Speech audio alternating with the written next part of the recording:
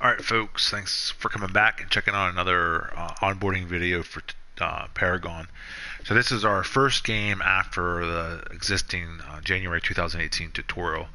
So what we're going to do here is go in and get a better look at what actual first matches would look like. So the way you're going to do this is for the tutorial, we were over here at the question mark. Now we're going to come over to the opposite side of the screen, go to our play option, and we're going to be playing versus AI. And here we want to either play co-op with people or play it only with bots. I highly suggest, remember some numbers that I was given to me when I first played. I think from Sylphin I heard the number 5 to 10 games with bots per hero that you're trying to learn. So we're going to go with bots, and depending on your MOBA experience, pick your level. We're going to start with level 1 like we never played a MOBA before. I did see recently that there is different AI behaviors and percentages set with like the way the minion waves push and scaling happens based on your difficulty level, even in bots. So keep that in mind. But I'd say it's always easy, better to start easier than harder. So we're gonna go in here, and hopefully you've given some thought about what type of hero you want to play. Damage dealer, fighter, tank, a jungler, whatever suits your fancy. I've never had much experience with these types of games, so I started with Greystone. So you get to pick your role down here. Greystone's a fighter. He's a good solo lane. So we're gonna pick our solo lane, find Greystone down here, and pick him. The one thing I don't like about this, they don't give you a lot of time. You know, you're on the clock right away. You're the first pick. It doesn't do any simulations with what it'd be like if you had any of the bots picking before you. I mean, I get it. They want you to pick who you want to pick. So if you're not familiar with the rules, that's listed at the bottom of the screen there with the blue icons. You know, go on the Hero roster online or spend some time in the home screen in the collections tab where your hero's at and get a sense for what style play. You know, if you like I said, physical players that deal damage, like swordsmiths, stuff like that. If you like the idea of mages and using magic, stuff like that. Now here's a good example of why a lot of people doing tutorials right now are starting with new accounts. When you load in, which is not in the tutorial, you have to pick what deck of cards or equipment you want your hero to have, and there always will be some pre-made decks here. I think that's always a good place to start, and I think that's why people like Sylphin and other fitness gamers group and stuff recommend, you know, a certain amount of games and bots. That way you can play with the pre-made decks and get a vibe for how the different ways you can play the hero. Here I can see a pre-made deck for Greystone as a vitality tank, an ability bruiser, a vitality fighter. So because I'm familiar with rules and stuff and the way that I like to play solo lane, I want to have some health and I want to be able to trade with people. So I want to do vitality tank here. So you pick your deck, and then when you're loaded into they just loaded you into your deck or your hand or your equipment selection here. You see all the cards or equipment that is available in your deck at the bottom, and you get to see your attribute points here on the side. You can pick from agility, you can pick from vitality, or intellect. The one thing I like to do is I like to pay attention to what values my cards have. So these abilities over here, these attributes here correspond with these cards. You can see this cost 1 green. So I'd have to go over here in Vitality, spend my gold, which my gold tracker is down here, on a point, on a pip or a point to put into my green points here and buy a card. So I'm going to go ahead and do that. You also see that there's these things called gems along the way. So every major marker point here around your tree, these bigger points are gems. So this is going to give me a gem. I can see what the gems are here on the side. The first one here I'm going to buy, it says it gave me quick exit and what quick exit gives me. Now I can pick any 1-point card to equip into my character. So I can have a exoskeleton, living armor for 6 seconds, it gives me regen, or I can get wealthy, which gives me bonus gold. So I want to be able to trade with people, take damage, and hang in and fight people. So I'm going to take the exoskeleton for the health regen. Now, before you leave, the other thing you need to do is pick your ability. So I'm going to tap my trackpad, and on the right hand side it's going to give me my abilities I can pick from. On the left hand side it lets me track my attribute points. So I want to read over my abilities real quick. Again, the ultimate idea for this is you to have this already looked over before you load it in. So I want to be able to trade with people, and I want to go more damage than defense. So I'm going to go ahead and take Make Way R1. And I'm going to get to lane. So you can see that you have a left lane, mid lane, right lane. Lanes swap depending on the layout of the map.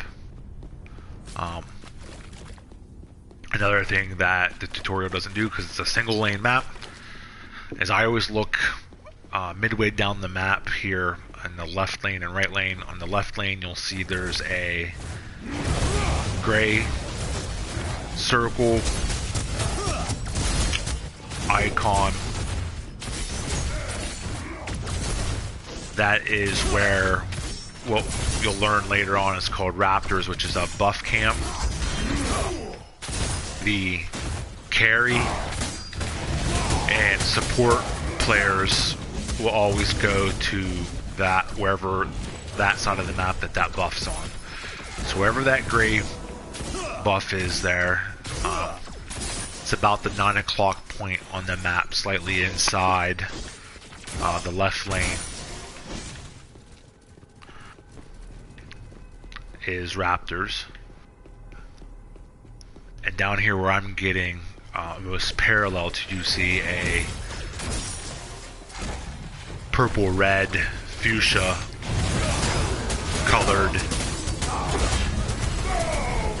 colored camp here right inside this wall towards where I'm walking, and this is where Orb Prime's at, and that is your indicator to help you find where your solo lane's at. Another thing to point out here that they did in the tutorial that they don't do here is, again, there's no green or red barrier here to say if it's safe or not. Like, you have to know that you can't step onto this plate into this enemy tower without having any of your minions here. And it'll always focus my minions as long as there's minions for it to focus.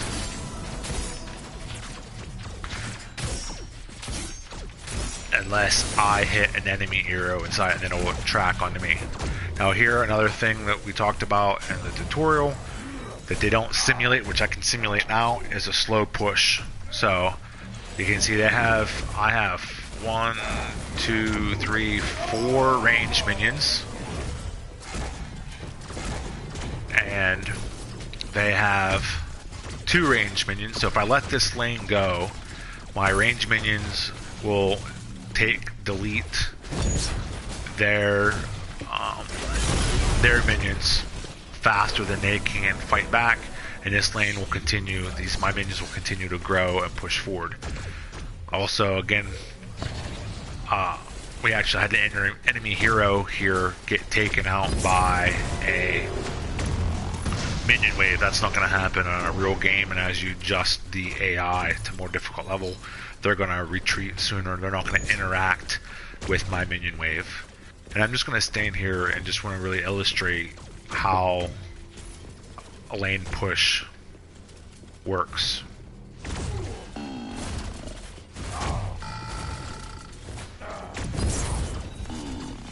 And just to accentuate it a little bit more, I'm going to go here and take out this ranged minion. Because the point is I always want to have more ranged minions than them. And how this lane's going to push. Now it's going to stop pushing, obviously, because these AI enemy heroes are neutralizing my wave.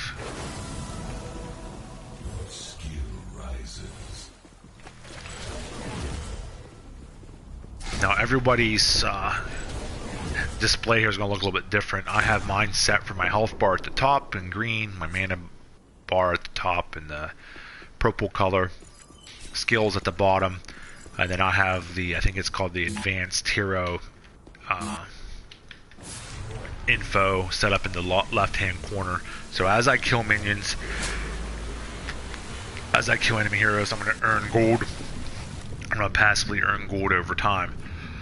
So when I get enough gold to spend, I recall back to base using my controller setup is the down direction pad arrow, and I get to come back and I get to decide, okay, what ability attribute points do I want to buy with my gold? So I have 6,000 gold, so I can buy any combination of 6 points I want. Again, like I said earlier, I like to pay attention to where most of my points are into here. So obviously most of my cards cost some sort of green, so that's going to be my primary purchasing power. But you can see as I get up higher here, I'm going to need combinations of other colors of attributes to buy. So I'm going to go ahead and keep this card because it gives me health regen when I get damaged. I'm going to buy my next green card, which gives me armor. Again, I want to be able to trade with people and not take much damage. So vitality also gives me health, so the armor and health together goes well. So I need 3, so there I finally got 3. So I need a total of 4 altogether to play both cards. 3 plus 1 is 4, and I have 4 down here. Still have 4,000 gold to spend. The other thing I want to do as a damage dealer, as a brawler or hero, hit people with my sword, is I want to get power, or be able to swing my sword faster. As you can see here, agility says speed and defense. So I'm going to dump some points into here because I see that the earliest power card I can buy is this one here, because it has 4 agility and 4 vitality. So I want to get 4 into here. Perfect. So you can see it's building up, and it tells me what I get as I buy it. If I would have went slower, and I can see the next time I buy agility, it's going to give me plus 1.5 attack speed, plus 1.1 basic armor. The one thing I wish it did better was I wish I could hover over this to see what instance of each one I got. But if you pay attention before you buy it, it'll tell you what you're going to get before you buy it. Alright. So I wasn't taking care of my lane well enough, so you can see that the bots have come over and started taking care of my lane, and they're pushing pretty hard.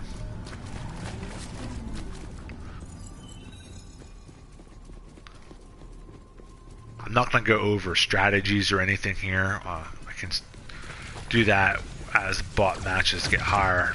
Again, just to illustrate here, I can let this wave push because I've got 2 ranged minions. They have 1, 2, 3. So here I don't want to let this go because this 3 ranged minions will eventually win over my minions because they have 1 more range. So I need to go through and take out the ranged minions.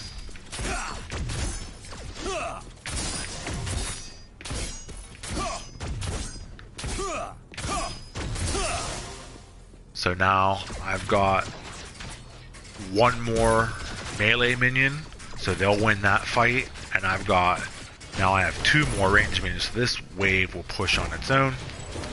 And now I can look to see where I want to go on the map and help with team fights or clear objectives. So there's an objective right here. Health buff is on this side, so that gives me health regen. the UI, the heads-up display, the interface will tell me what I have and how long I have it for. You can also see that you get the visual indicators on your abilities at the bottom. I can buy those. I can buy my ability points on the fly over here, and I can also level up my abilities on the right-hand side while I'm in the field.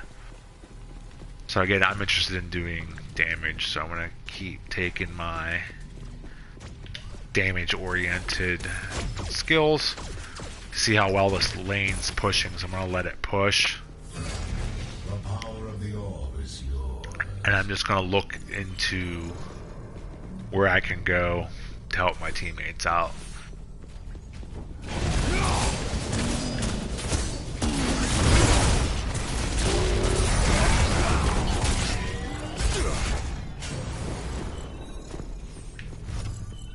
Again, remember, we're playing level 1 bot game, so yeah, AI is not too smart.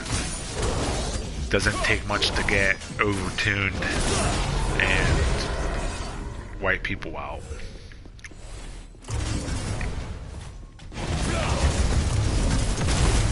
You can see I went into the tower there. I didn't pay attention to if I had minions on in the zone here or not. I didn't, so when I jumped in, the tower attacked me.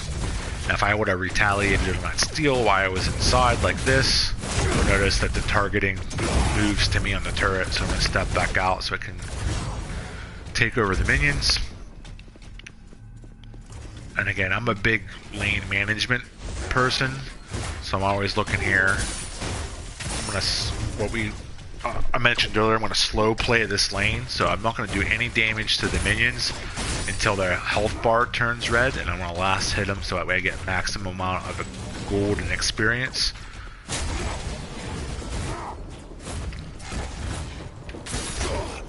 And I'm going to mess around and pick a fight with this steel, because I don't want him to mess with my strategy here anymore. Again, focus on the ranged minions first. I have more ranged and more melee than them. 1, 2, 3, 1, 2, 3. So I've got one more up, another wave's coming, so I'm going to outnumber them so I get to go where I want. And we'll go ahead and play this to completion. You know, there's a lot of stuff happening here. We noticed that I'm glowing purple now. When I first got the health buff, we got Orb Prime, which gives a buff. I'm going to go back here since I have so much gold to spend and I have another card slot. I guess the one thing I didn't talk about is you can play 3 cards or pieces of equipment at a time. I think I've done a pretty good job talking about these. Earning gold in the field lets you buy these points to let you play these equipment cards. Last time I was back, I got an armor card, and I said when I went back I wanted to focus on getting some power, and I did that through agility, swinging my sword faster. So I bought the 4 gold I need for the top of this card, and now I need to make sure I can get 4 green to finish paying for it. So I don't have any usable points right now. These points here are already locked into these cards here. So I'm going to go ahead and spend until I get 4 points. And now I can get this power max health called Malik's Tribute. It's also going to give me an extra ability here over here, healing shields. It's a passive, so it's something that'll do on its own. I don't have to control with any extra clicking or button pushing. I still have 2,000 gold. So since I still have most of my cards cost green, I'm gonna keep putting points into green. Excuse me. I've got 2 points to spend. Plus, if I add this up, 3 here, that's 5. Plus 1 here, 6. So if I wanted to unequip cards and replace it with something else, I can. The next green card I have here is a big health card. I need another grand, which I'm about to get. On bot matches like this, since we're winning, I could probably take the time and stay at base, buy the extra point. Pay attention to, I can click to grab a card. triangle to discard it once it's X to select, triangle to discard it. It puts the points I discarded back in my attributes to spend. I've got 7 to spend. This card costs 7, so I'm going to put it in there. And I can hover over. It's going to give me plus 265 max health. It's going to give me extra health regen. So it's doing what I want it to do. I want to be a fighter. I want to be able to swing my sword harder and faster, and I want to have lots of extra HP so I can take damage. The only thing it sounds like I'm missing now is armor. You can think of Greystone looks like a knight. So I'm going to look for armor cards to play next, which I'll go back and probably get this one since it's cheap.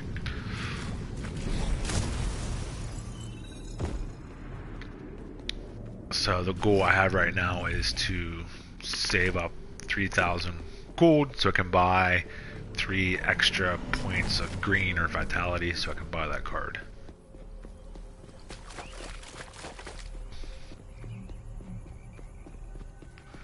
And I sort of just want this to be over.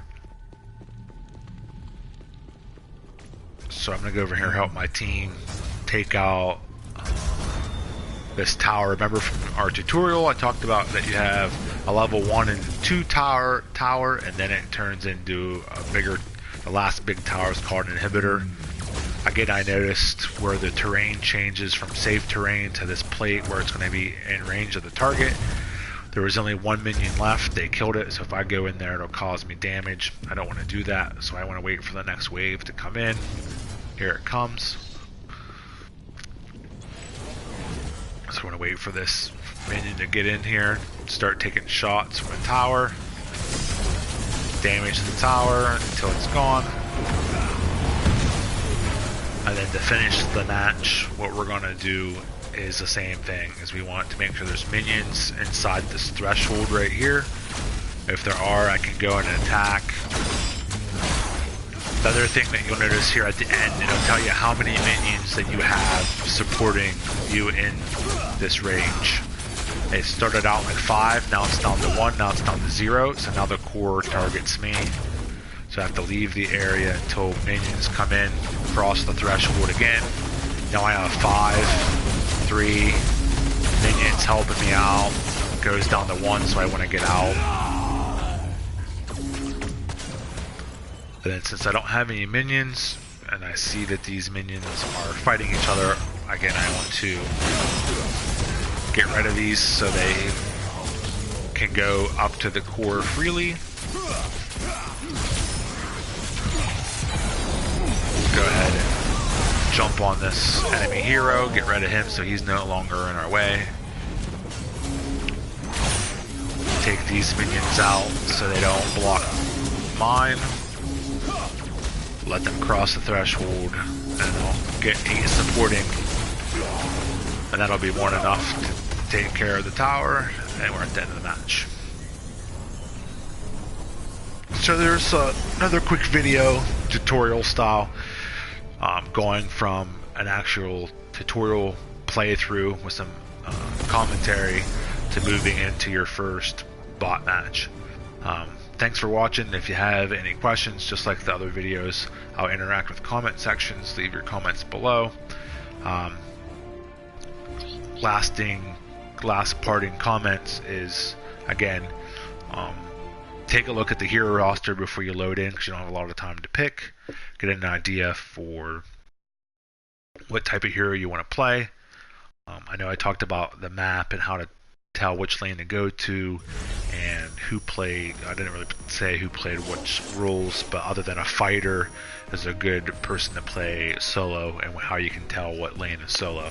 So if you're not sure about solo lane, mid lane, and carry support lane, duo lane, you want to look into those things before you get started too. Maybe my next video will be on going through the hero roster and talking about